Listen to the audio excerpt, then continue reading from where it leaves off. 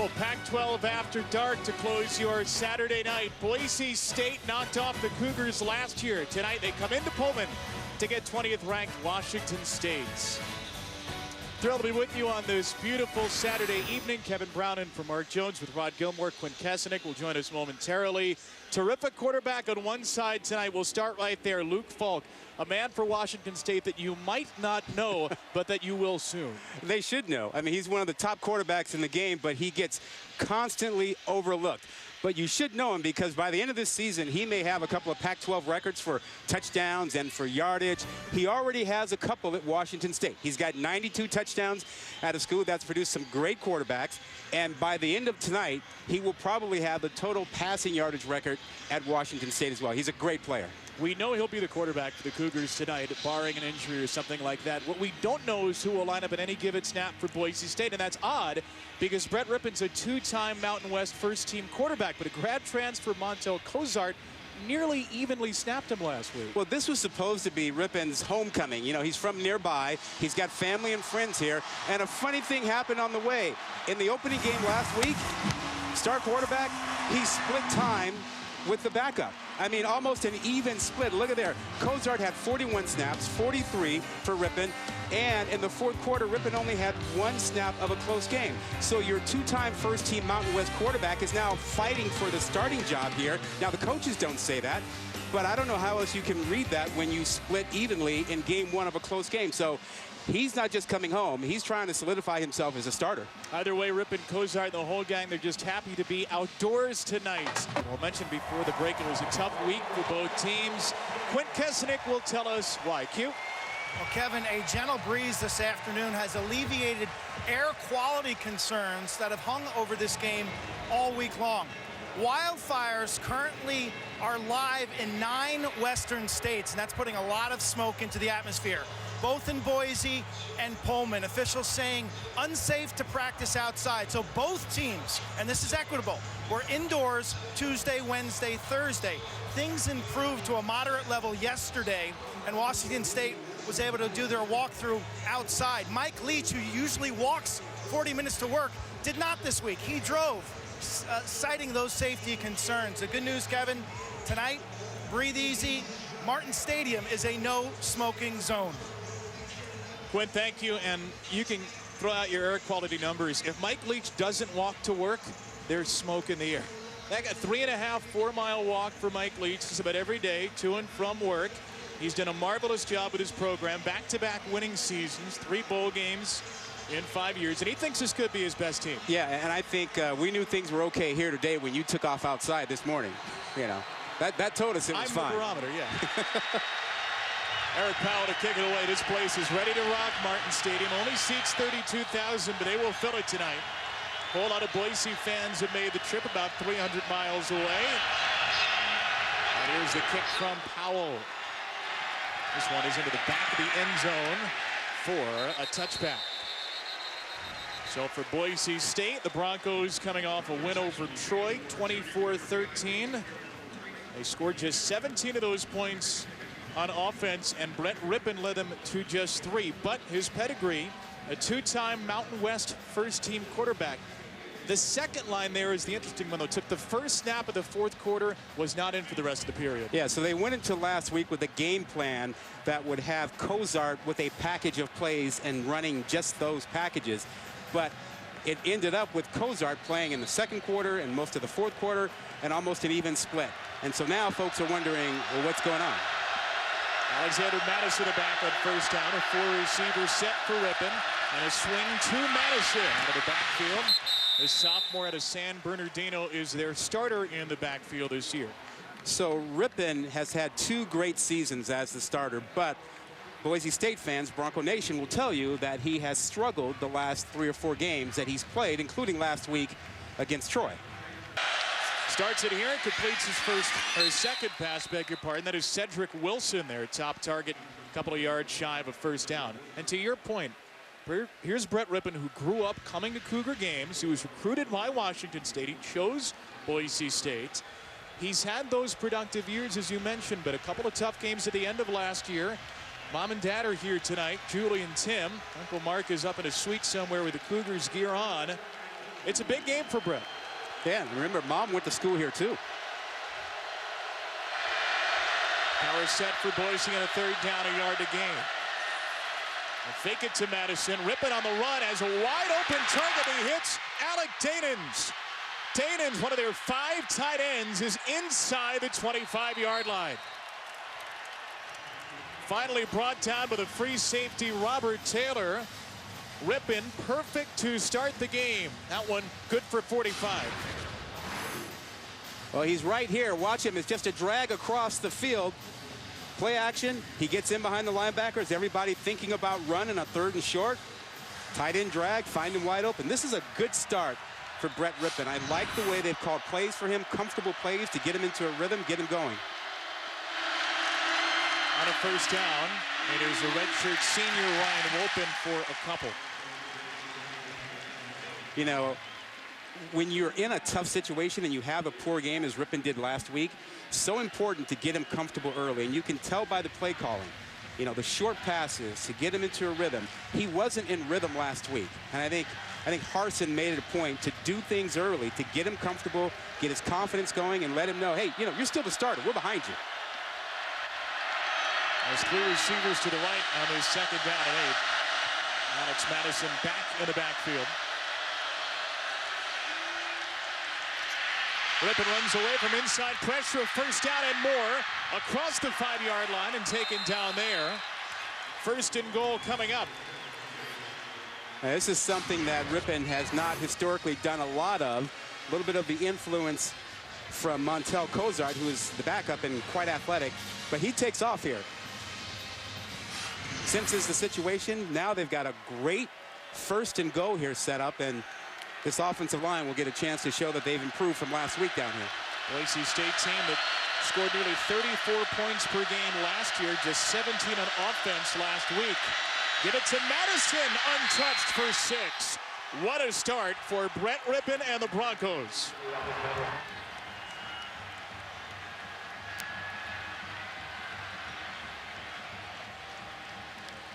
That was way too easy. Look at the heavy tight end set on the left side and a kick out block. 3 tight ends in there. Washington State, I'm sure they knew they'd see 2 or 3 tight ends, but they did not handle that well at all down there. It seemed like they were surprised at what they got. And Hayden Hogarth on for the extra point for Boise State. And Hogarth slots it through. What a great opening drive for the Broncos. Heavy package jumbo. Get 3 tight ends in there. You can just waltz into the end zone, Mr. Madison.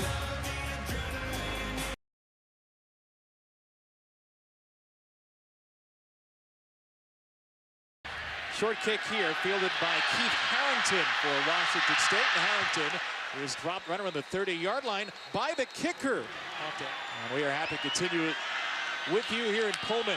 Quarterback Luke Falk on his 1st down. It's a handoff for James Williams, their slippery redshirt sophomore. Part of an improved run game here, but when you talk about Washington State, it starts with the pass game. Mike Leach's vaunted air raid system led by Luke Falk with 101 yards tonight. He will pass Connor Halliday for the school record after breaking the touchdown record last week. He just doesn't get enough respect. He gets overlooked. He's as good as anyone in the country, has set records, been incredibly productive, but he's not the quarterback who comes to mind. He's 33 of 39 last week, started 20 for 20, 1 for 1 here to Tavares Martin Jr. Why is that? Is it because Washington State's a little bit off the beaten path geographically? Is it because people think the air raid system inflates your numbers? Well, there is some of that to it, but look, this is a guy who's been a starter for multiple years now. He's thrown 92 touchdown passes in his career at Washington State. That's the best ever, and they've had some great quarterbacks here. And he's chasing some Pac-12 records, and he's a guy that will play in the NFL, no question about it. Decided to forego the league, return to school for his senior year. Falk on 3rd down. He'll take off, dives his way across the 1st down line, and he is out of bounds near the 44. Tyson Maeva came sliding in for the hit, but a 1st down run for Falk. Rod, when we look at his skill set, two things. We saw him in person twice last year. Two things I'm interested tonight. How he throws the deep ball and mobility. That might have been an answer to the second question, showing good mobility being flushed out of the pocket. Or more of a question about mobility, Q. He didn't look like the fastest guy. Picked up 8 yards all the same. Here is Williams, who is one of their fastest guys, and a good run on first down. But when you talk about his skill set, you know, scouts rave about the fact that he's incredibly accurate. I mean, when he throws the ball to a receiver, he typically gets them in stride. They don't have to jump or fall down. They can keep running and get yards after catch. That's the one thing. The other thing is that he's incredibly smart, reads the field very well. Now, he doesn't have the strongest arm, and that's what's holding him back in comparison to some other guys.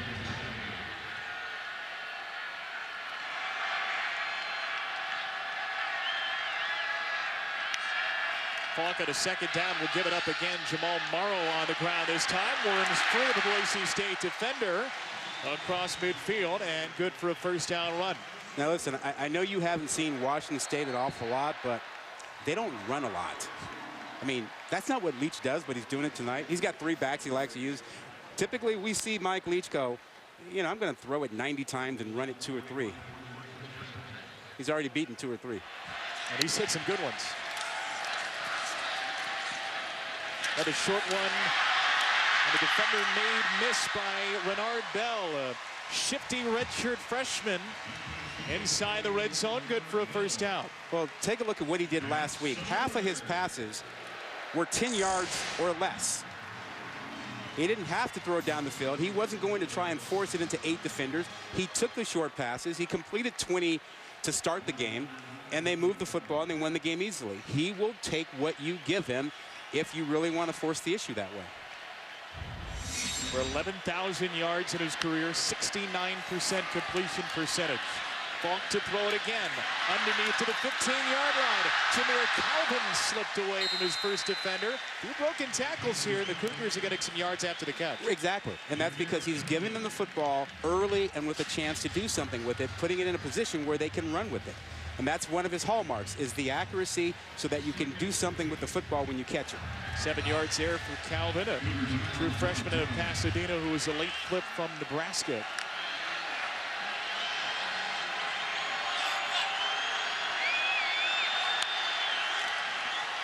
Second down, give Williams. And he is a couple of yards shy. DeAndre Pierce, the sophomore safety, up for the stop for Boise State. Here's a look at that little card in Mike Leach's hands. Air raid system, maybe not as complicated as folks think. Leach operates from a pretty simple base.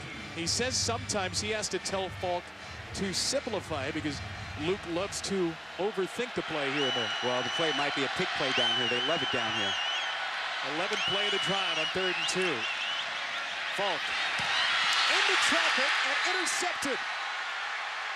Tyler Horton, who had a pick 6 against Falk in last year's game, picks up the interception for Boise State.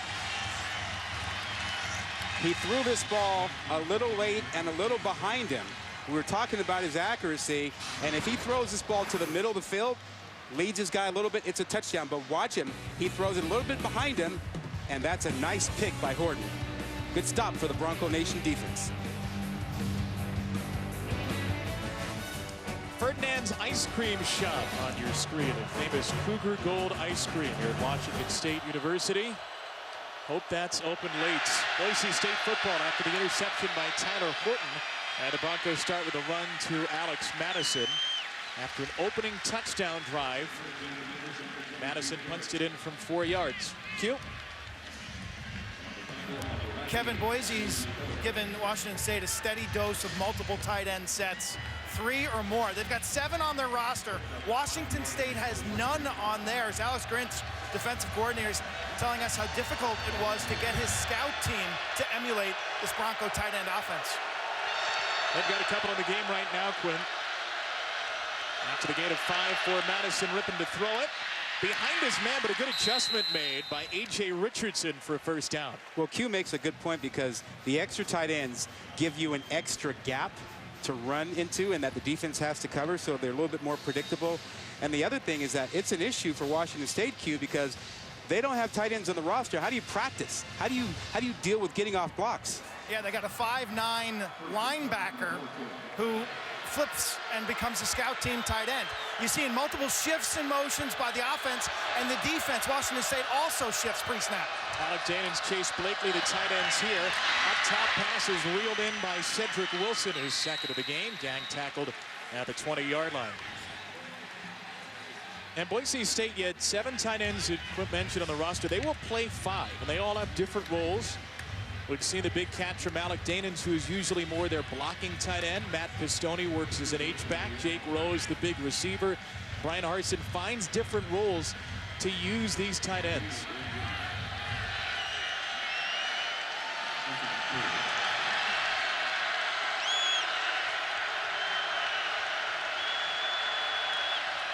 Play fake here for Rypien, and down he goes. The ball's come loose. It's picked up by the Cougars, Robert Taylor.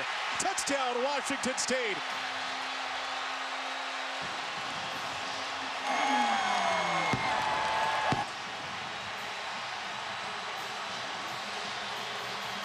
Hercules Mataafa punched it out. Taylor picked it up for 6. Well, pressure came from the outside, but it was Mataafa who came inside with his quickness and disrupted everything and also got the ball out.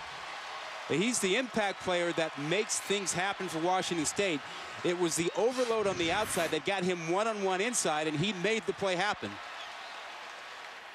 Mataafa came into tonight tied for the most tackles for loss among active Pac-12 players. Pick up one and a forced fumble here. Robert Taylor, scoop and score, and we get a tie game in Pullman. 7-yard fumble recovery touchdown for Robert Taylor off the strip of Brett Rypien. Rypien threw an interception that was returned for a touchdown last week. Fumble return for a touchdown out of his hands here. Cedric Wilson blown up on the return near the 25. Touchdown on the first drive for Boise State. A touchdown for Washington State defensively on the Broncos' last one. Set up the screen here, and Washington State is all over this one. Tackle for a loss by the strong safety Jalen Thompson, an ESPN.com true freshman All-American last year. The defensive score for Washington State has tied this game up 7-7 in Pullman. Y'all might be watching this game on your ESPN app, wherever you may be. Boise State, Washington State tied at the end of the first quarter. In between quarters, this was Brett Rypien, who took a big shot, walking on the bench to sit by a couple of his teammates. When Cozart is in, they have more running options. They have more quarterback run game that they can use. And he does run the entire offense. Talking to Harsin before the game, he said, you know, the thing I like about him? He carries himself like a guy who's been a senior and been a starter. We trust him. And they love everything about him on the field and personally.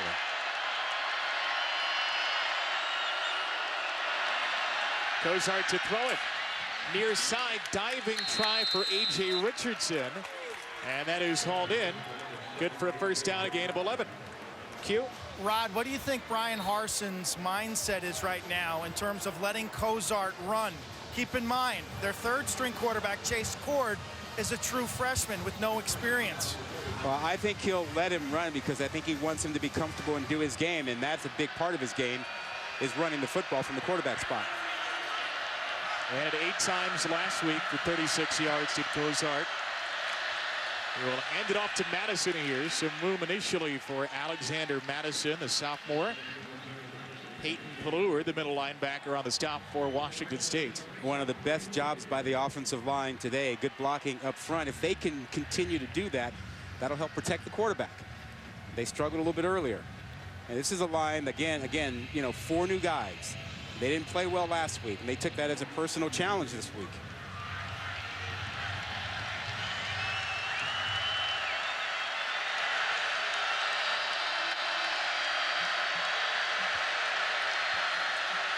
Pressure breaks down. Cozart has this ability to run with a broken play. He gets across midfield for a first down. Yeah, big moving day, Adnan, here in week 2. The Sooners get some revenge in Ohio State. Nice win for Georgia in South Bend. Ryan Wolpen off the left side of the 39 for Boise State. An Oklahoma-Ohio State game, that was one that folks had circled on their calendars for a long time. Buckeyes went into Norman and beat the Sooners pretty badly last year. Nice revenge trip for Baker Mayfield. Well, Baker Mayfield said that Ohio State danced on their field last year, and he hadn't forgotten that, and said that something would happen tonight, and that something was Baker Mayfield. He even came back from an ankle injury to play well. And a great win for Lincoln Riley as well. New head coach, second game. It'll be hard to top that one. Madison with some space off the right side. Madison with some free room to run right away. That is what Boise State wants to see up front. Isaac Dotson finally brings it down, a gain of 19.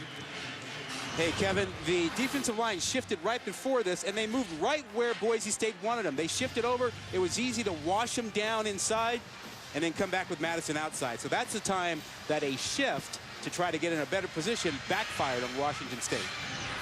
Does that have something to do with all the pre-snap movement from Boise State on every play? It can, but they were predetermined to move that way, and they got set, and Boise State made sure they washed it down. It was a good job. Couple of tight ends to the right here. Back to Madison. He is hit immediately. Right at the line of scrimmage. Isaac Dotson was in on the play. Clayton Bluer as well. A lot of window dressing by Boise State. They give you multiple tight ends. They shift. They give you motion. And, you know, at the end of the day, they run a basic power play or zone play inside. Basic fundamental. But you see all the movement and everything, and it makes your focus, your eyes go in different places, and you get out of position. Motion man here, Jake Rowe.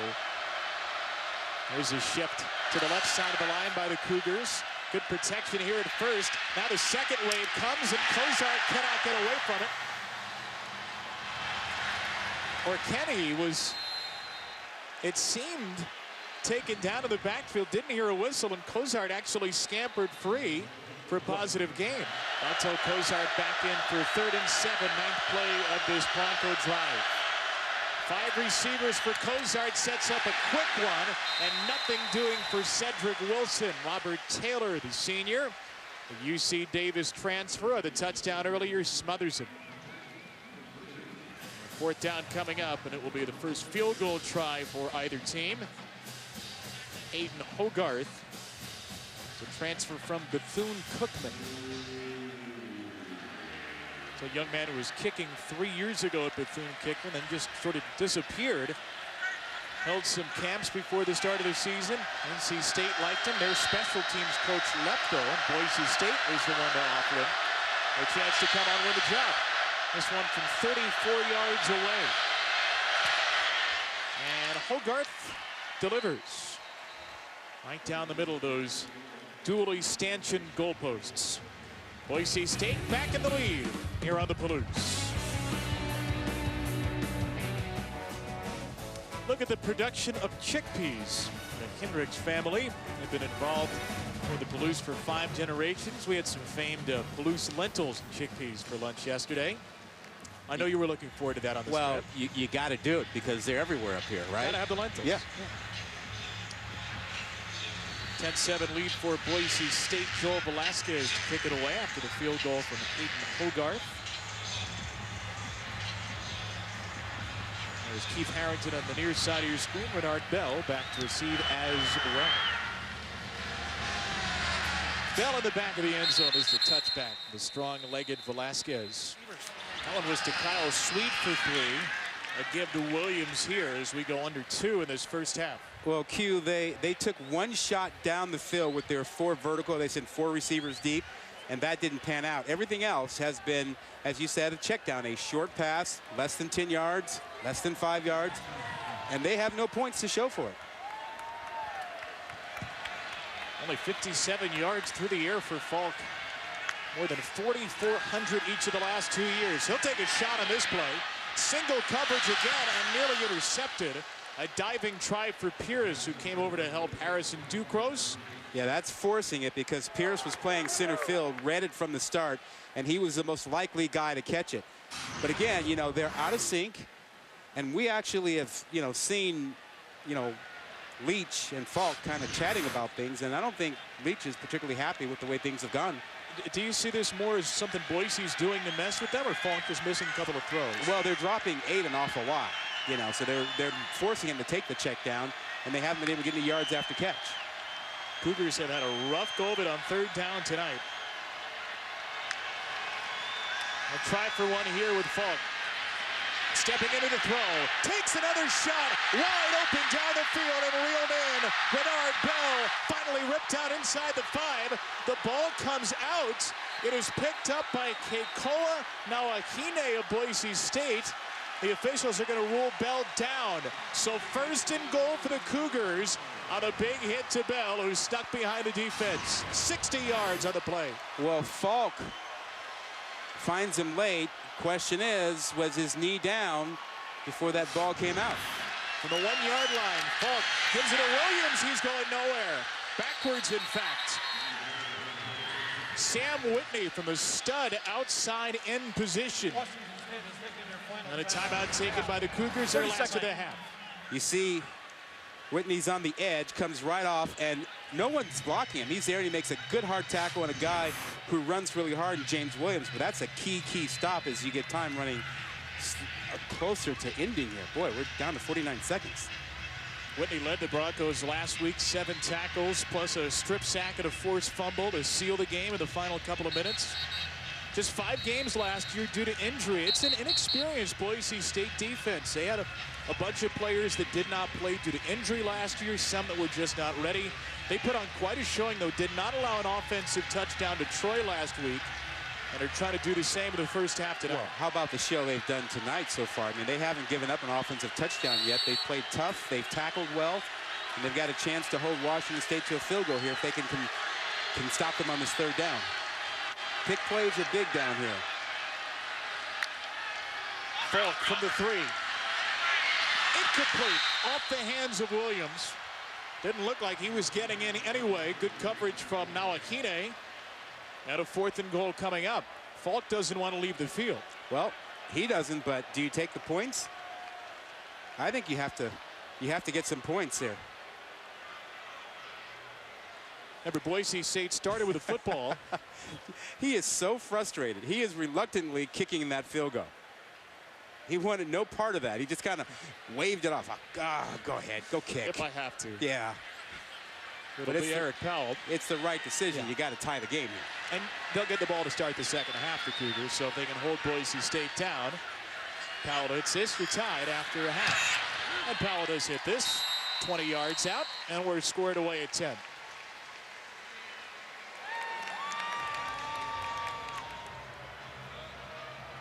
Well, a bit of a sluggish first half offensively after Boise State scored the touchdown to start. A couple of field goals and a defensive score for Washington State. It's adjustment time now for Brian Harsin and Mike Leach in a 10-10 game. Boise State Broncos, the 20th ranked Cougars of Washington State, all tied at 10. Let's go back to the studio for our ESPN halftime reports. 10-10 at the end of the first half. Washington State's air raid offense held in check by Boise State's defense. Cougars' only touchdown has come on the defensive side, in fact. Kevin Brown, Rod Gilmore with Quinn Kesenick here. Not what we expected offensively from the Cougars. Boise State's done a great job holding them down on that side. Well, their defense has played really well. I think both teams can make some adjustments in the second half to give them a shot or something. But it's been a real struggle for both of them offensively. I'm a little bit stunned that we've had this defensive battle. Boise State has lost its starting quarterback, Brett Rypien. He took a real shot at the start of the second quarter. So Montel Cozart has played most of the game at quarterback. It'll be Washington State ball as we begin this second half. And Joel Velasquez puts it into the end zone. A late decision to come out here, and this does not work out for the Cougars. Robert Taylor hesitated and only got out to the 14-yard line. I don't think he was certain about where he was, and I think that caused the hesitation. Should he come out? Was he going over? And at this point, he's got to go.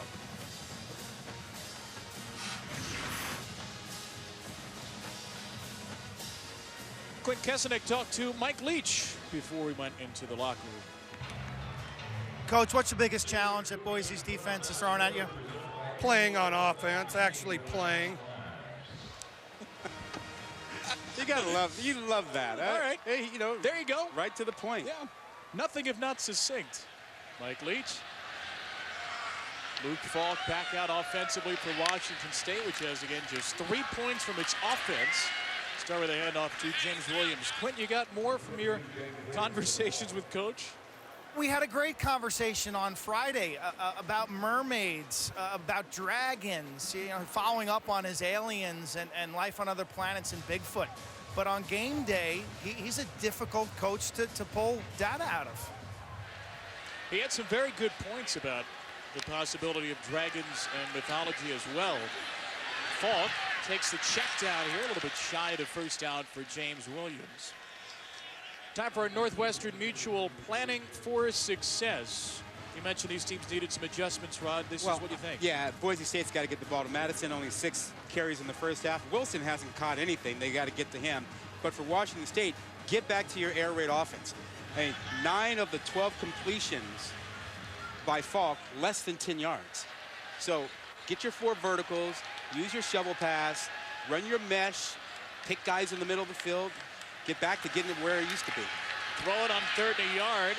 Falk moving outside on the run. He delivers a strike. C.J. Dimry, the redshirt senior, with his 2nd catch of the season and a first down.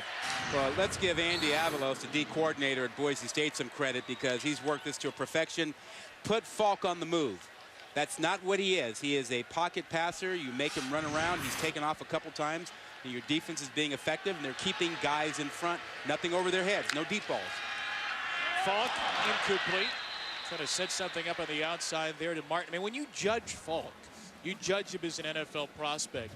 How difficult is it to do that because of the system in which he plays? Well, I think most GMs and coaches would tell you it is difficult, but you'd like to think that you get a guy into camp, you can get him quickly acclimated to taking snaps under center and reading as he's dropping back. And it's more difficult than I think most people realize. A couple of down linemen there for Boise. They still nearly get to Falk, and a good open field tackle made on Morrow. Pressure came from Curtis Weaver. This defense is doing such a terrific job. They're keeping the ball in front, not letting any receivers get behind them, but they're also able to get pressure, on Falk. And that combination is working, Q. Yeah, it's pressure from a 3 or 4-man rush. They have not blitzed. They're a low-risk operation defensively. They're sitting back. They're rallying. And since the first 2 drives of the game, I love their tackling. They have 9 tackles for loss last week, 4 sacks against Troy. Falk, 3rd down. Incomplete off the hands of Martin. High hit to Andre Pierce. Beg your pardon, Isaiah Johnson Mack the target, and he is still down. I think Pierce might have got him with the arm or shoulder at or around the head. No, that's a clean hit. He went shoulder to chest. Shoulder to chest, eyes open, head up. You really can't complain about that hit. That is going chest to chest. He didn't lead with the shoulder to the head. And I initially thought he got him in the head. Real time, it certainly looked that way, but that's textbook. No, right? That's what you want your safety to do. That is a very good play. There is nothing wrong with that. You can't ask to take that out of the game. That's a good chest-to-chest hit. 5'11", 174, but he has a reputation as a big hitter. Kyle Sweet, one of their wide receivers, with a rugby-style punt. Avery Williams with a fair catch, and a flag is thrown. Keith Arrington came sprinting in. He was right in the circle. Well, you got to give him room, and you didn't give him room. Some trouble for Boise State in this 10-10 tie game early in the 2nd half. Clint Kesnick, what'd you get from Brian Harsin at halftime?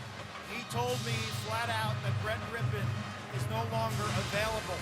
And that makes sense given that Rypien now is out of his uniform on the bench. He was under assault in that first half. Heavy pressure from the Cougars.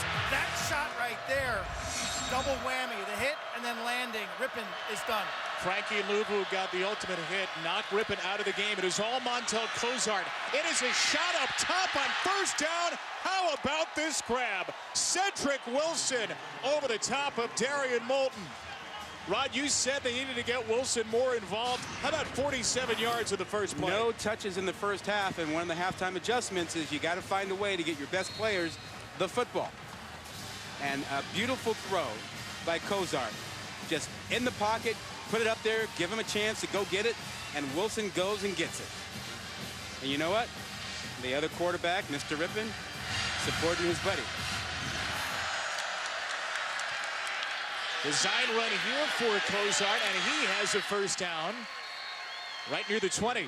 Finally run down by Isaac Dotson. Back-to-back first down runs, is 1 for 14. But you see the added weapon he gives this offense. Rypien can't run that play. He can't run the quarterback draws. He can't run the quarterback read. So you get a more athletic guy who gives you more in the run game. But Rypien has proven himself over the last couple years as an incredibly good passer. Now, he has had some struggles at the end of last season. Never got into rhythm last week, and now he's been knocked out of this ball game. Ryan Wolpen. And Wolpen gets a late surge for a few extra yards after contact. You know, the defenses have been so good tonight that hard to say that any quarterback has really lit it up.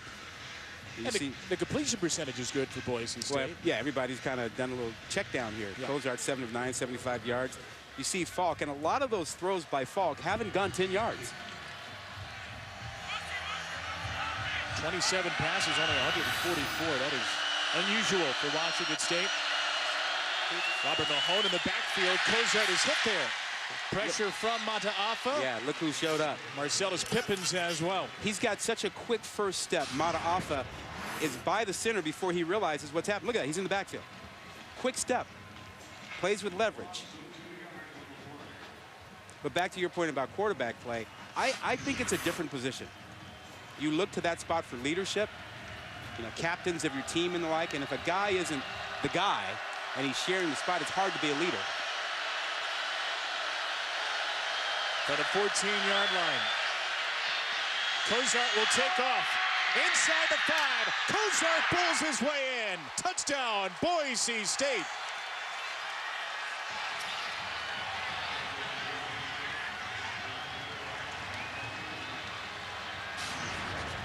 How about the toughness at the end of this play? He is determined to get into the end zone, and watch him lower the shoulder to get in. He knows contact is coming, but he wants to get in, runs right over Thompson. You think Harsin could love him anymore right now? I mean, Harsin was already thrilled with what he was getting from his backup quarterback, Cozart. Now, the way he got into that end zone, wow. He only graduated from Kansas May 14th. He has had to pick up this playbook quickly, and he has done so. Broncos back in the lead. Kick from Joel Velasquez will not be returned this time. A touchback. He's got that little piece of paper he uses. Well, what now is a new quarterback? There's Tyler Helinski, the redshirt sophomore from Claremont, California. No Luke Falk, who did take a shot on him on that third down run on the last drive. So here's Helinski's first pass, and it is complete. Tavares Martin Jr. That's what Washington State's been waiting for. This is fascinating. You've got Falk standing right next to Leach, helmet on. He's healthy. He looks, you know, chin straps on. He's ready to play. He just got pulled. I mean, to me, it looks like he got pulled. We saw Leach, you know, giving him the business a while back. Wasn't happy with him. And Helinski is 2 for 2. This one for nothing to Isaiah Johnson-Mack. On a night when he sets the record for passing yardage at Washington State, he gets pulled out in the third quarter. I mean, I could never have seen this coming. You wouldn't think you'd bench a guy with more than 11,000 yards, but then again, Mike Leach is anything but conventional. I don't think he's benched. I mean, his helmet's on. I think he's going to get back in here. This is a look and a sit and watch. And Helinski is ready to throw it again. Fakes it here. Delivers in the flat, so space to run for Johnson-Mack. Spinning away across midfield. And Helinski's 3 for 3 with a couple of first downs. Quint? There is no doubt that Falk is being sent a message right now. That they have high expectations for Helinski. Remember last year against Arizona, 15 of 17. He's a better scrambler. He's put on some weight from last year, not as skinny. But this is a message to Falk. Earlier, you know, that conversation that you guys were talking about, Leach and Falk, and it was almost like a marriage. And it seemed as if Leach, Rod, was seeing windows and seeing opportunities that Falk wasn't. And it wasn't pulling the trigger on some things that Leach really felt he should have. Well, remember, this is a senior quarterback. He's been around Leach for a long time, and he knows there are things he can say and can't say, and he knows when to walk away from him. And I think the message wasn't being received earlier. Helinski away from the pressure of Van Der Esch. There is that scrambling ability for Helinski. Good size. Boise State defender on his back. That's now Ahine. Set up a third down and short. So, Q, I think what Leach said to you at halftime was not generally about the offense. I think it was more specifically about Falk and not playing the way he wants him to play. And I think you're right. I think Leach was seeing things, and he couldn't see why Falk wasn't seeing them. I agree, and I go back to last year where they started 0-2, and he used the word to me after that game. He wasn't decisive. He said Falk wasn't decisive in the loss to Boise last year. I don't think he was decisive in that first half. Third and short 3 for Helinski. Fires it to the near sideline. Complete first down. Renard Bell, the redshirt freshman, with his third catch. Well, you know what will be interesting is if this is Helinski's drive, do we see Falk the next drive? Is that enough for the message? Or does Helinski come back out after whatever happens here? Well, let's see if Washington State finishes off this drive. It's a fascinating question. It's one we never considered coming in.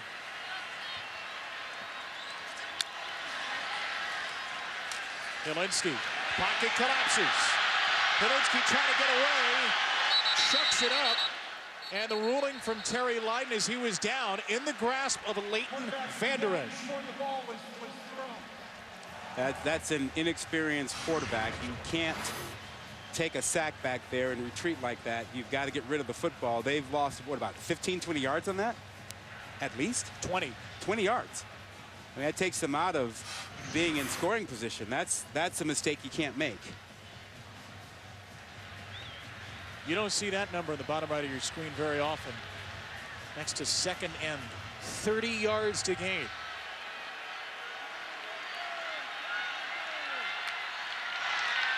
Only a rush at 3.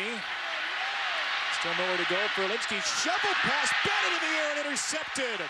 Picked up by Durant Miles off the tip from Tyson Maeva. Again, this is an inexperienced quarterback trying to make something happen, moving to his left, trying a shovel pass he can't control in traffic. That gets tipped up, and now you have a turnover. Miles coming up with that. Look at that. Miles being aware, making sure he's ready to get going on it. That's awesome. That is a fantastic heads-up play. And now if you're Mike Leach, who's your quarterback? I think Luke Falk's coming back. You think so? Yeah. After you go backwards like that and you turn the ball over, probably so. There they are on the sideline. There's Falk talking to Helinski, who started that drive well. A few first down throws, began promisingly, ends in disaster. Couple of turnovers for each side tonight. Volpin on the give. Maybe the final play of this third quarter. You know, Cozart has provided a bit of a spark for Boise State. The defense has played hard, and they've tried to run the ball a bit more. He has outrushed Washington State by himself. Cozart, 54 yards to Washington State's 44. It has not been the most aesthetically pleasing of early season games, but it has been a fun and a wild one. Boise State with the ball and the lead in Pullman. Start of the fourth quarter, the Boise State faithful are fired up here in Pullman. College football presented by Geico. The Broncos a 7-point lead here at Washington State. Kevin Brown, Rod Gilmore, Quint Kesselnick, our entire ESPN crew, pleased to be with you. We start the fourth with Montel Cozart going long, up top and reeled in. Touchdown, Cedric Wilson. Over the top of Marcellus Pippins on the first play of the fourth. The Broncos lead is 2 scores. That man has thrown 2 great balls tonight to Wilson. Wilson had no catches in the first half, and look at this one. He puts it out there and just says, go get it, Cedric, go get it. And he does. Cougars has provided a huge spark to Bronco Nation. An injury to Brett Rypien earlier. For those who are just joining us, Rypien is in street clothes. This is Cougars' game, and he is delivering 12th career touchdown for that man Wilson, who they think could be a pro talent. But remember, even before Rypien was knocked out of this ball game, Cougars was playing. They were splitting. They were getting the same number of reps. So what started last week continued this week, and all of a sudden, halfway through this game, it started looking like your two-time first-team Mountain West quarterback in Rypien is a guy who was losing his spot to Cougars. And then when he got knocked out of the game, he's not available after some big hits. No idea how long he's likely to be unavailable, whether that goes into the next week or whatnot, but he's not available the rest of this game. But clearly, Cougars is running the show now. Well, this is no surprise for Boise State fans, for those that pay attention to the college football landscape. Broncos 14-6 in their last 20, 5-1 in their last 6 against Power 5 teams. Last year, they beat Washington State. They won at Oregon State the next week. They have proven to be a giant killer over the decade. But now. There's been this sense the last couple of years that the dominance of Boise State has kind of fallen off a little bit. That they haven't been quite as dominant, and people were starting to wonder, you know, is this the end of that run for Boise State in this new playoff era? Well, this would be a heck of a win after the victory over Troy last week. His own 25-yard line. First play, a throw for Falk. Out of the flats, a completion. Jamal Morrow, the running back, their career leader in receptions by a running back at this school. Gain of 5. So the real important thing now is, how is Falk?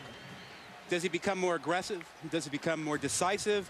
Does he continue to take the check down? How hard will Leach be on him? Is he comfortable? I just don't know right now. Surveying the secondary, and Falk finds some space late. Offensive line did a nice job giving him time to work, and eventually, at that much time, somebody's going to get free. It was Johnson Mack for a gain of 11. But they're getting back to the air raid offense. This is that mesh where you run a couple of crossing guys across the middle and kind of pick off the defense, see the two receivers. That's classic air raid to open up the middle. But they didn't find anything right away until he has to come back to it. But they're getting back to their basic air raid style. Sent Sweet in motion. Falk completes a third in a row. Reeled in by Tay Martin, the freshman, his second catch of the season.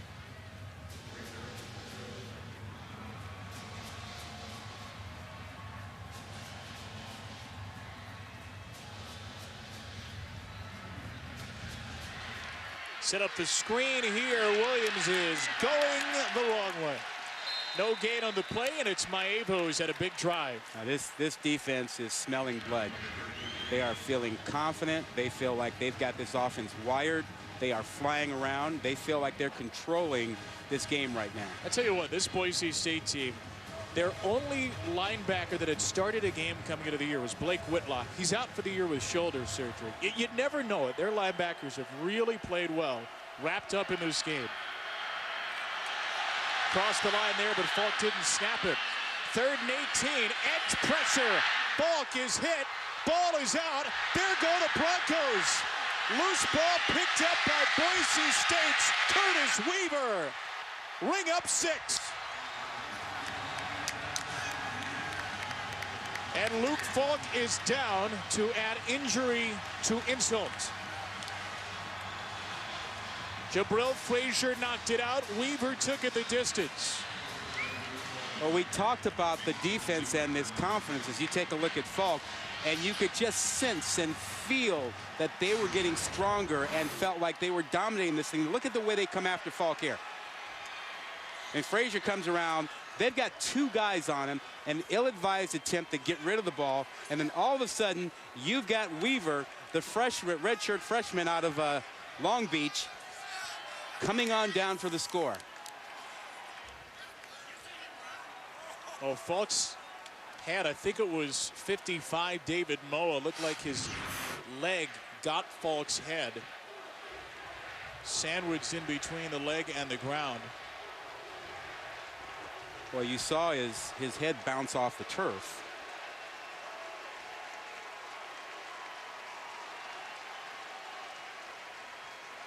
This has quickly turned into a nightmare for Washington State. Well, the quarterback story tonight, both starting quarterbacks kind of knocked out of this game. Watch the bounce off the turf.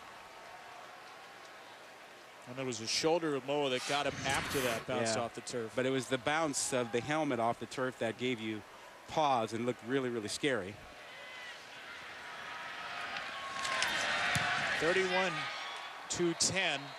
Boise State leads by 3 touchdowns. 55-yard fumble recovery, touchdown for Curtis Weaver. They can't believe it, Cougar Crimson.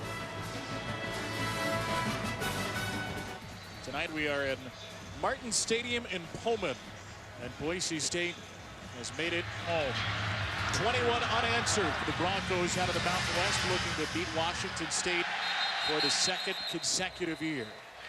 Tyler Helinski back in the game now. Again, Luke Falk had his helmet snap and hit the turf on that touchdown. And Falk is on the sideline with Helinski, the redshirt sophomore from Upland High School in Claremont, California, taking over. First down throw for Helinski. Lots of space for Kyle Sweet. And so far, Washington State has no points. This offense has done nothing.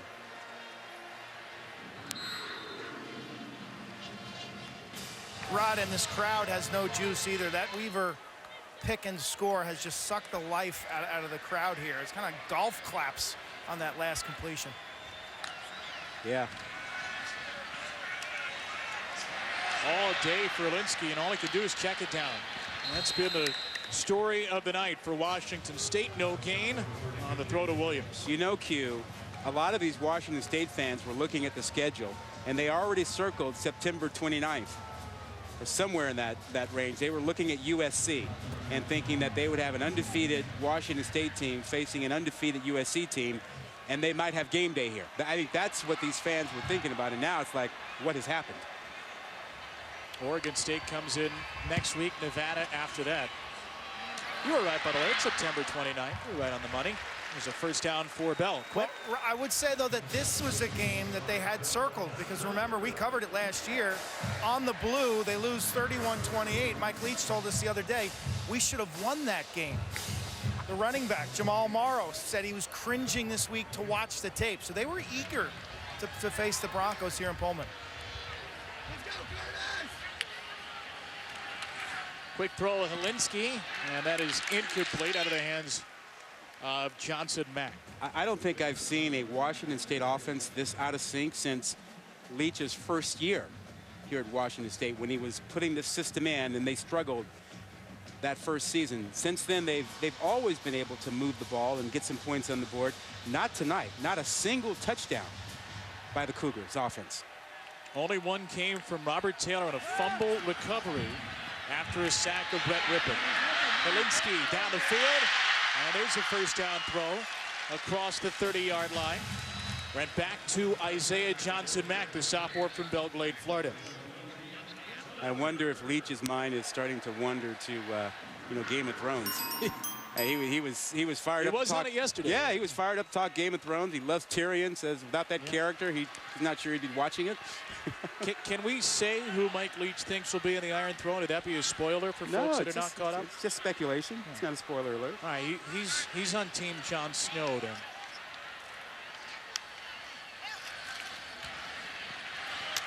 Helinski to the sideline for Renard Bell. And that would be your team. That's my team. Your team. Yeah. Your team, Jon Snow. I'm Team John. What about you? I tend to lean that way. Okay. Yeah. I thought you were going to be mysterious about it. Look, I'd love to see Darnarius, sit on the throne, but I just think that's too predictable. That won't happen. I'm going to go dark horse pick Braun. Helinski's had a good drive here. Airs it out, and he's got a touchdown. First offensive touchdown of the game for Washington State. And it's the first in the career of the freshman Jameer Calvin.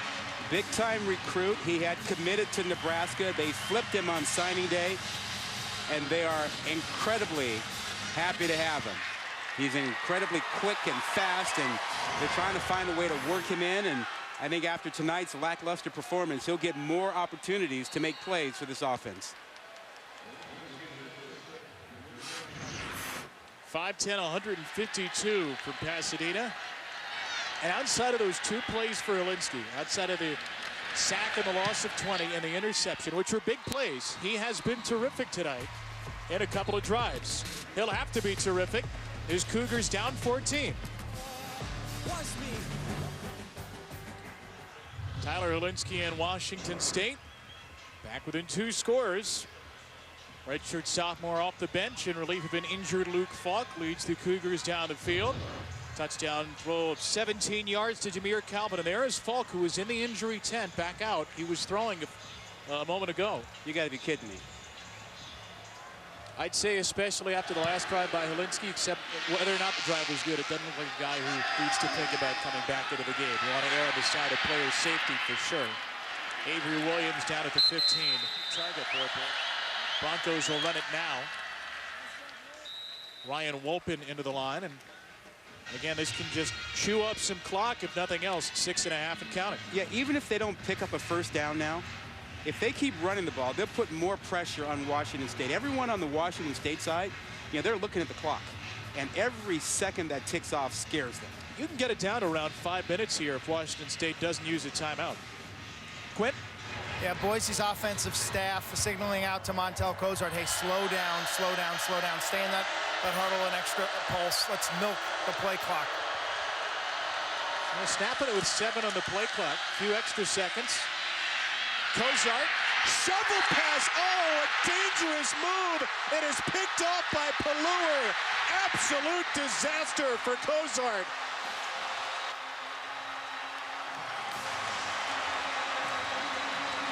The pressure came from Aguayo, and it's Peyton Pelluer with a pick 6.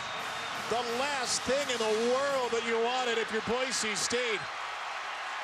All you need to do is close out the game. You don't have to make a great play. You don't have to throw it. You put the pressure on the other team, and lo and behold, you try to do too much, and Pelluer takes advantage of it, and now you've got a 1-possession game. Are you kidding me? Oh, man. 36 yards of the interception for Pelluer, the All Pac-12 honorable mention linebacker from last year. This is a 7-point game in the blink of an eye. Wow. What a play. You cannot make this up. All of a sudden, Washington State is alive, and this thing is not over. Pac-12 late at night. Montel Cozart last week and this week has really brought Boise State a nice change of pace. He's played well, but this is not a throw, Rod Gilmore, that you can This make. is as reckless a play as you will ever see. And this is a graduate transfer who's played a lot at Kansas. Second game here at Boise State. Take the sack. Take the sack, kick the ball away. But to flip a ball up like that, two-handed, in traffic, is asking for trouble, and boy, did they get bit with that one. Now you got a 1-possession game. Third defensive touchdown of the night. Boise State will run back his kick, Avery Williams. He has been bottled up in the return game. And Williams, with a flag thrown late, gets out to the 25. First and 15. Block that guy. Block that guy. Hercules Manaafa, he is blocked. He was double or triple teamed, a couple of yards for Alex Madison. Yeah, because if you don't block him down there, he will knock you back into the end zone. And Boise State was thinking about that. Look, they send 2 guys, 3 guys at him. That's when you know you're good. Manaafa, a disruptive force who's been in the backfield today.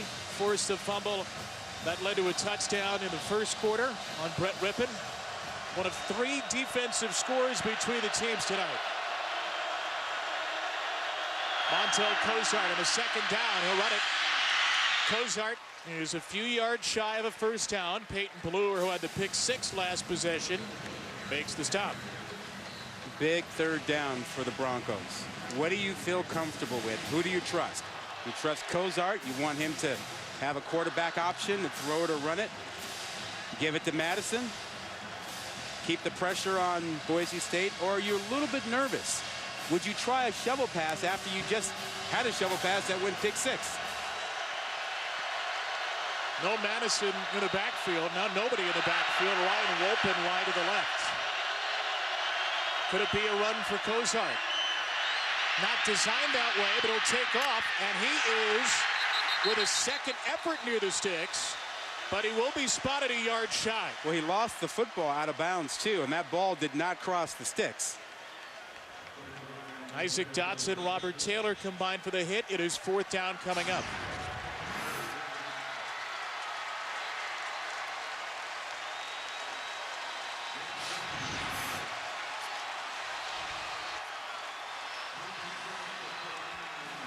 So Boise State will kick it away to an energized Cougar team, which scored on its last possession, led by backup quarterback Tyler Olinsky.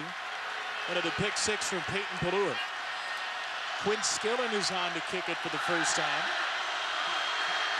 He'll bleed some clock here before he boots it to Jamal Morrow. Skillen gets it away. Morrow from his own 36. Jamal Morrow across midfield and into Boise State territory.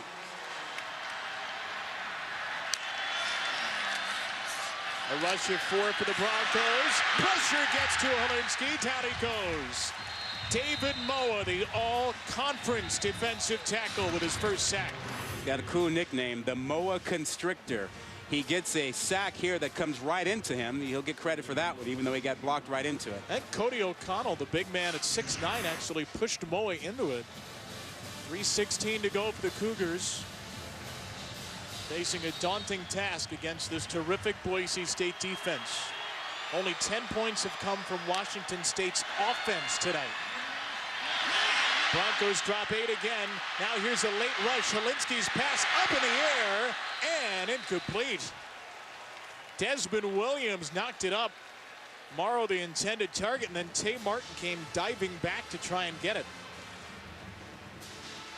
If you're Washington State, you've got 2 timeouts and 3 minutes to go in this ball game. Are you feeling comfortable that if you don't pick this up, you can punt it away? If not, it affects your play call right now. You start thinking 2 plays to pick up the first down. I think there's enough time to kick it away, get it back, and have a shot. But Leach is a little bit more liberal about those things. I think he might think they've got to do it here, and he would have 2 plays in mind. First and 3rd and 20. Olinsky. There is contact right near the 40, but just incidental. Well overthrown. Johnson Mack, the closest receiver. What are you doing now? You got to kick it now. I mean, the percentages of converting a 4th and 20 are so low that you really can't take the chance. You've got a better chance of punting the ball away, playing good defense, and hoping to get the ball back using your timeouts with a minute or so to go. You hope. And it will be Eric Powell to kick it away. You know, we started the night talking about record-setting quarterbacks. And quarterbacks have been beaten up tonight. Turned into a battle of the backups. Yeah.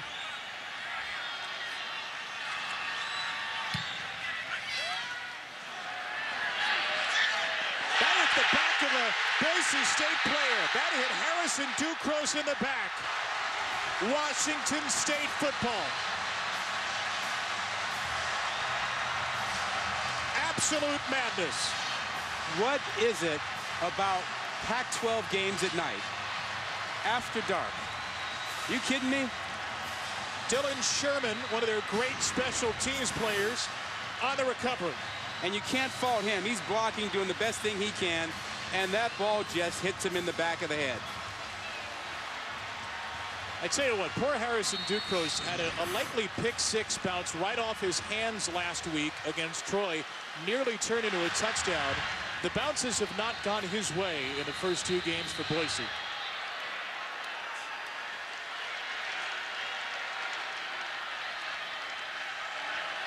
Olinsky with 4 receivers on his first down play. The back is Jamal Morrow. Sets up a quick hitter. Martin tripped up. It is a gain of 5 on first down. Well, you have plenty of time. You are in 4-down territory. And it was Harrison Ducros who had the ball bounce off his helmet on the stop. Keep in mind also, they have a height advantage with the receivers. Fade routes could come into play down here. Walensky. There's a first down grab. Johnson Mack inside the 10. First and goal coming up for the Cougs.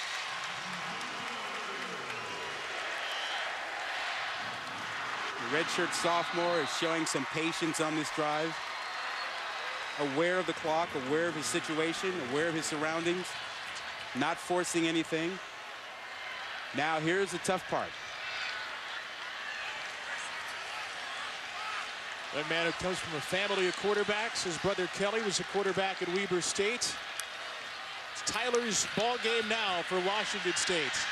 Over the middle, incomplete. He undershot his target, Jameer Calvin, who had the touchdown catch earlier in the quarter. The most important thing for him to keep in mind as you take a look at this play where he was a little bit short on this ball. I don't think he got everything behind it that he wanted to. He's trying to be too perfect. But you have to remember, it's only second down. He doesn't have to force anything.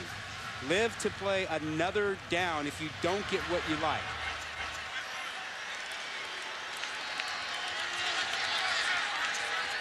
Johnson Mack to the top of the formation. Looking left. Touchdown, Washington State. Jamal Morrow.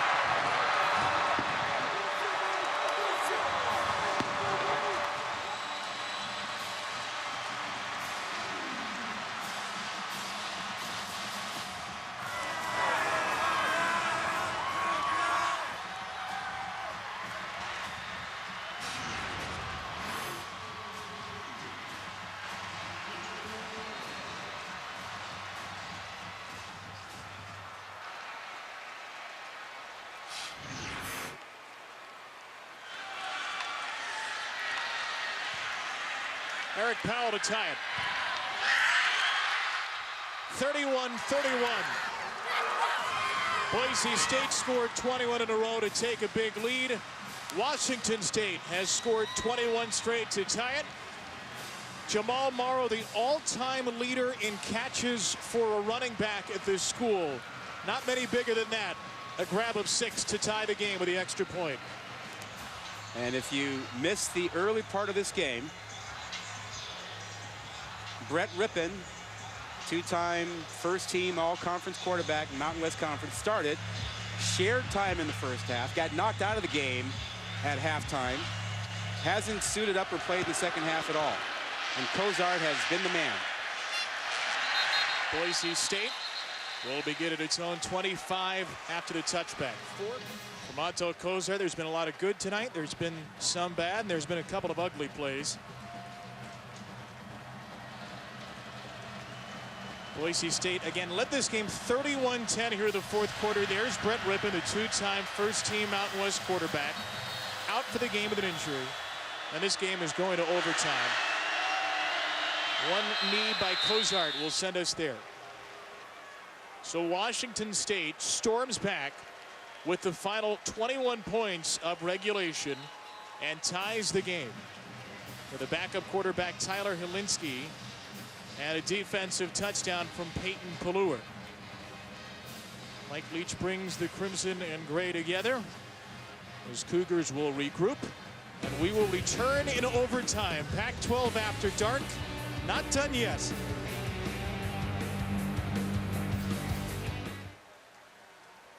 '21 in a row for Washington State. Tyler Helinski on the left, his head coach Mike Leach on the right. So here we go. Montel Cozart, the grad transfer, trying to redeem for a couple of fourth quarter sins. And Cozart will play fake it on the rollout. Cozart tucks it down, picks up a few yards on first down, chased out by Isaac Dotson. We've seen now Boise State go back to their jumbo package, 3 tight ends, and they've got the option. So they've got the option of the quarterback running or throwing to one of those tight ends. And remember, Washington State has no tight ends in their program. So they haven't practiced with real tight ends. It's a little tough to block them when you don't see them in practice. It's been an advantage for Boise State tonight. I expect you'll continue to see 2-3 tight ends down here. And here they come again. Couple of receivers left, couple of tight ends right. Danins and Rowe. On a handoff, this is Ryan Wolpen. He is right near the line to gain. A little bit short. It'll be 3rd down and a yard coming up. And if you are part of Bronco Nation, you want a touchdown. You don't want a field goal. Touchdown gives you strong likelihood that you can survive Washington State having the football. A field goal leaves you at risk that Washington State will get a touchdown and end the game. Alexander Madison is checked in at running back. Had the first touchdown of the game, Madison. Cozart gives it to him. Madison through the line. That is a Boise State first down. And this is old-fashioned Boise State football. Everybody talks about trickeration and then throwing the football around. But at their core, they are a power running team inside. And that's what they've gone back to here in this overtime. 2 tight ends, 3 tight ends, give the ball to a back, got a quarterback who can run it, pound it. At some point, they will pull it out and try and hit a tight end or hit Wilson in the corner of the end zone. To your point, they're the only team in FBS with 8 straight years of an 1,100-yard rusher. Hoping Madison is that guy this season. He stays in the backfield. They give it to him, and Madison gets nothing. Thrown back after no gain. Nnamdi Oguayo and Peyton Ballou, boy, have they made some plays late in this game. Yeah, they've done really great stuff inside, but if you are thinking about making a play here, the guy that you have to block if you're Boise State is Mata Afa. He is number 50. He has been disruptive all night long. He's too quick for them inside. The only time they stopped him, they've had 2 or 3 guys focus on him. Mata Afa is the down lineman at the bottom of the line here. Now shifts closer to the middle. 2nd down handoff. This is Wolpen. Not much for him. 3rd and long for Boise State.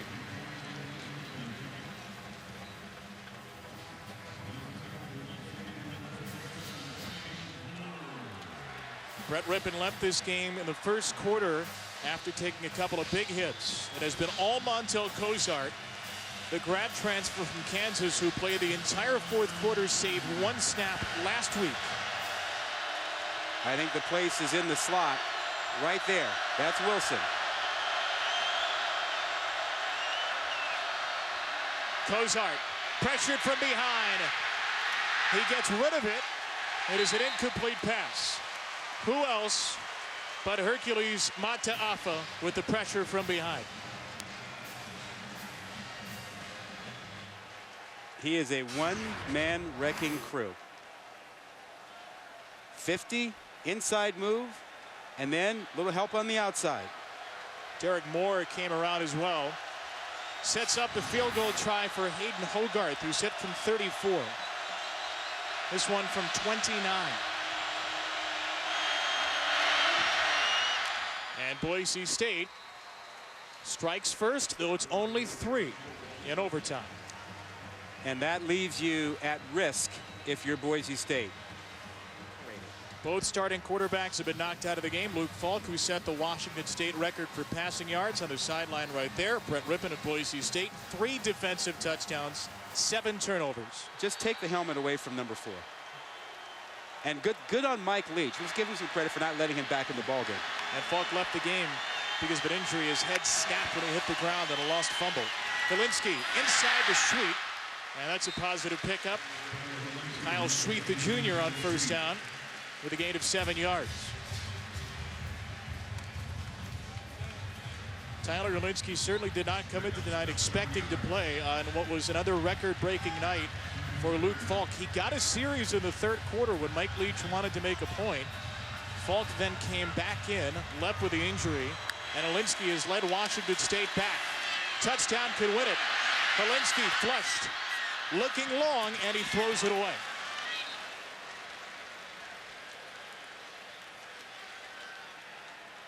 patience. Has to keep in mind that he's got a field goal in his back pocket.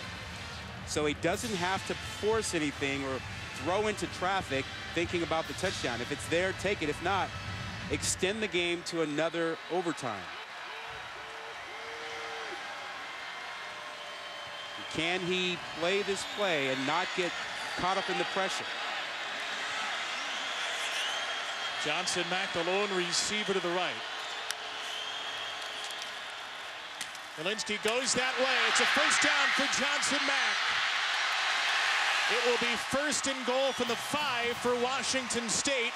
A touchdown away from a win.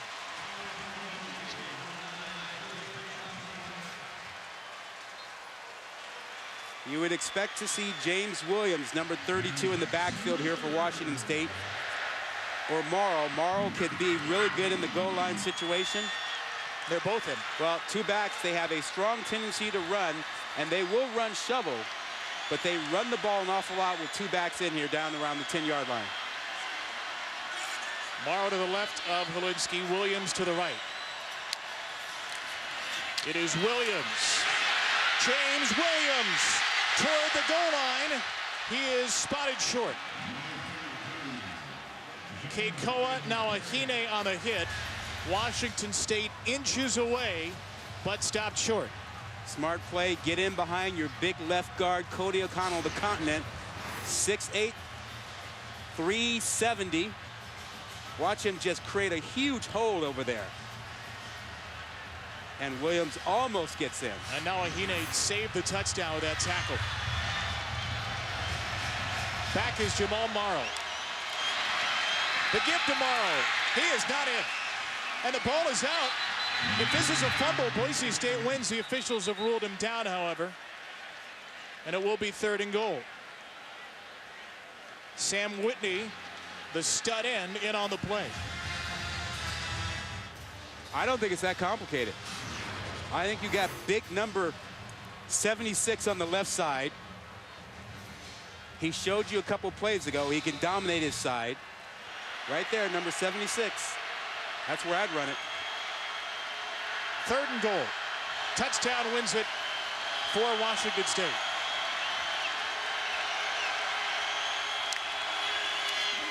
Helinski to throw it. Incomplete. Johnson Mack guarded by Harrison Ducros, and there is no flag. What is it with these guys who think that the half-yard line is where you need to throw the football? That's become a thing in football, whether it's a Super Bowl or here. Now, he should have caught that. But, man. That is in the hands. Yeah, I mean, he's got to catch that ball. It's right there. But still. The snapper is Kyle Selly, Trey Tinsley to hold. Eric Powell to send this game into his 2nd overtime.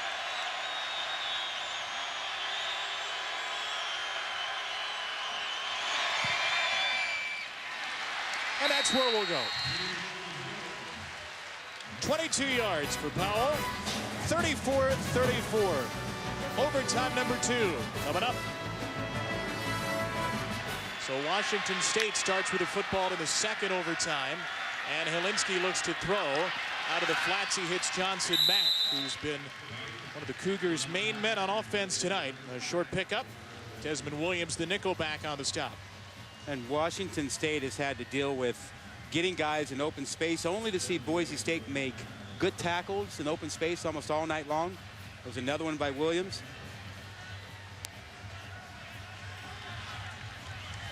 Sounds strange to say with Washington State at 34, but Boise's played well defensively. They have. 2 of those touchdowns came with Washington State's defense. Fired over the middle by Helinski, and there's another good tackle in open space on Tavares Martin Jr.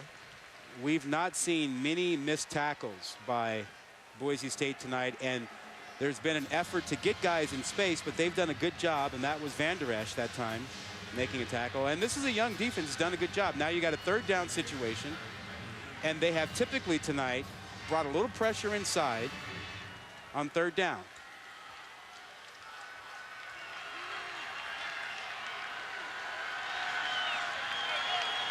Williams and Morrow, the two backs on 3rd and 2. Here is Morrow trying to go sideways. He stays on his feet and picks up the first down. My word, a superlative effort by Jamal Morrow. That was fantastic. Boise State slanted their line. They got into the backfield, thought they had him, and he managed to keep his balance. That is just tremendous leg strength and desire. We pointed out all the tackles Boise had been making. Van Der Esch, who had the tackle on the last play, missed the first one here. A new set of downs for the Cougars from the 14th. Walensky swings it. Williams missed tackle there. And Williams is pushed forward for a gain of 4 yards. Helps when you get a big guy like the Continent, your big left guard, pushing you forward a little bit. There he is, 6'9", 368, Cody O'Connell, unanimous All-American last year. You know, this is where the air raid kind of hurts you a little bit. You don't have the same type of rushing attack down here inside the 20 that a lot of teams have with the more traditional offense. No tight end, no fullback. And when they have two backs, they are a heavy, heavy run team with two backs in here without a tight end. They will throw it here. Walensky takes a shot inside the 5 to Martin, barreling his way forward, and he is at the goal line, not in, but it sets up first down from inside the 1.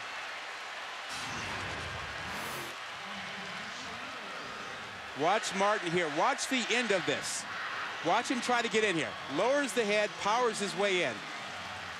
Just about a yard short. We're seeing guys really lay it all on the line here. So for the 3rd time in the game, Washington State is at the 1-yard line. Go here. Find the big guy. They haven't scored a touchdown on any of these situations. It's Wicks, and he is in. Touchdown, Washington State.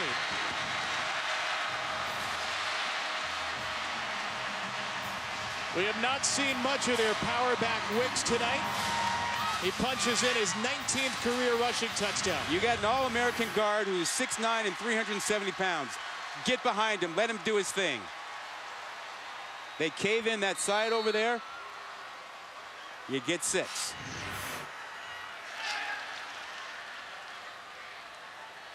Six feet, 221 from Carson, California, Gerard Wicks. Extra point true. Washington State leads by 7. First lead of the game for the Washington State Cougars. So Boise State needs a touchdown. Montel Cozart has run for a touchdown, thrown for one. Handed off here, Alex Madison to the outside. Good space for Madison to operate, and a first down run on first down. Run down by Darian Moulton on a gain of 12. Yeah, you know, this is an important ball game for both these teams, trying to get themselves right into the season. Boise State up 31-10. But keep in mind, both these teams have designs on winning their conference. I mean, Boise State has a chance in the Mountain West. They're favored along with San Diego State. And the king in the North in the Pac-12, we'll see. Washington, Stanford, Washington State, we'll see. Both teams trying to get to 2-0. Madison taken down. Hercules Mataafa again. No one has had more of an impact on the game tonight than Mataafa. He's right here, and then he's in your backfield. Look at that. You just got no chance with him. You can't block him one-on-one. He gets mulch on that time. Who was the right guard, gets right by him. He is something else. Time for the Pac-12 lead among active players in tackles for loss. He's picked up a few big ones tonight. Cozart with some time. Breaks down and flips it out of bounds.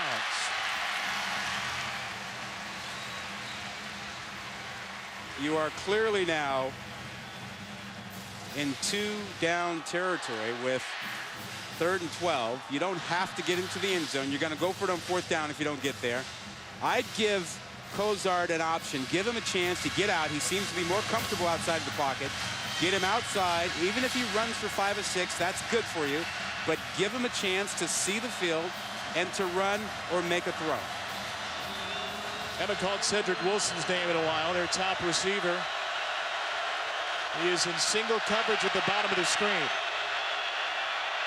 Cozart looks his way. Wilson's got it. Wilson to the end zone. Touchdown, Boise State. Wow. Do you go for 2? Do you end it right here? They are not. They're bringing the extra point team in. You know, it's the sort of thing that you think about when you are the visiting team. You're on the road. You give some thought to ending it. How fresh is your team? How do you like the matchup? How do you feel? Well, Harsin apparently feels he can go another overtime. Hayden Hogarth to try to send us there.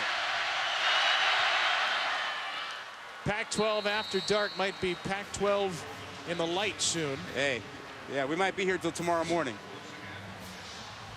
I think technically we're just about there. Overtime number 3 coming up. 15 yards, Cedric Wilson, his 2nd touchdown of the game.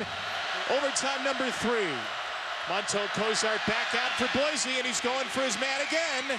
Incomplete in the direction of Wilson, who this time was guarded by Marcus Strong. Well, it's a good strategy. They go with a 3-by-1 bunch formation. They put 3 guys on one side and then a single receiver outside to the left. But if you get single coverage like this, you want to take the shot.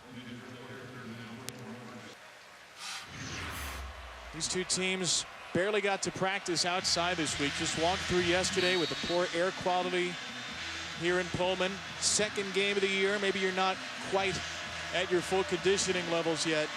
These guys are digging deep. This is asking a lot of both teams here in overtime number 3. Well, to your point earlier, a lot of wide field. Look at all that. And a lot of field behind them. That's Wilson again. Pippins backs up, gives him some room, but it's a run. And Madison is going nowhere. Cougars in the backfield to set up 3rd and long. Garrett McBroom, the Northeast Oklahoma A&M transfer, leads the charge.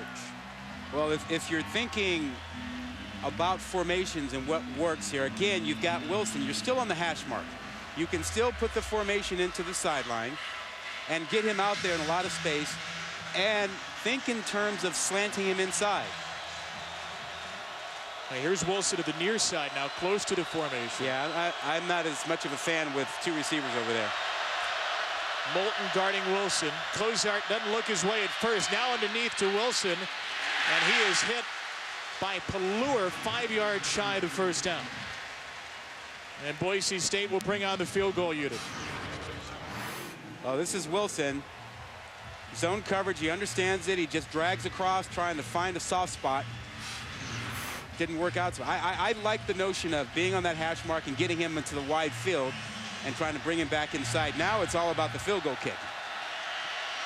Hayden Hogarth has hit 2 tonight. This one from 37. And it is perfect. From 34, from 29, and from 37, Hogarth 3 for 3. Boise State on the board first in the 3rd overtime. Well, Mike Leach with these Cougars has been in this spot a couple of times. Last year at Oregon State, 3 years ago at Utah. They have won when trailing by 21.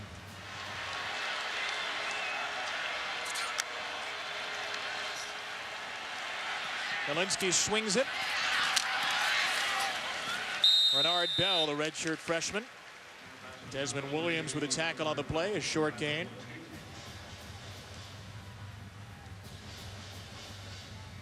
Boise State defensively not going to any man coverage down here. They don't want to get picked, don't want to have a rub so that they have somebody running free. They've been playing a lot of zone down here. So Helinski looking to go underneath and find soft spots. Motion man is Sweet. A rush of 4. Helinski has time. Pass complete. Morrow gets away from a defender. Morrow to the end zone. He is shouldered out of bounds. Touchdown. The side official rules it a touchdown. Washington State, if it stands, has a comeback for the ages.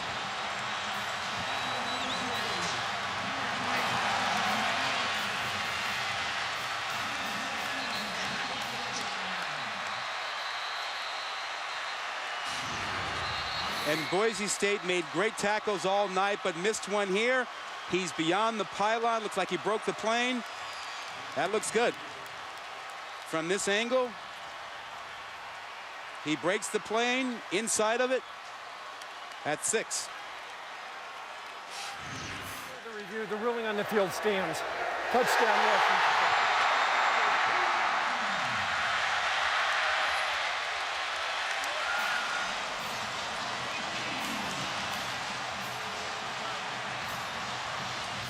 (47-44). The number 20 team of the nation, Washington State, gets the win at home on a Saturday night from Pullman. For Ron Gilmore, Quinn Kesenick, and our entire ESPN crew, this is Kevin Brown saying so long. Thanks for watching. Thanks for staying up late with us here in Pullman. Sports Center starts in 15 seconds.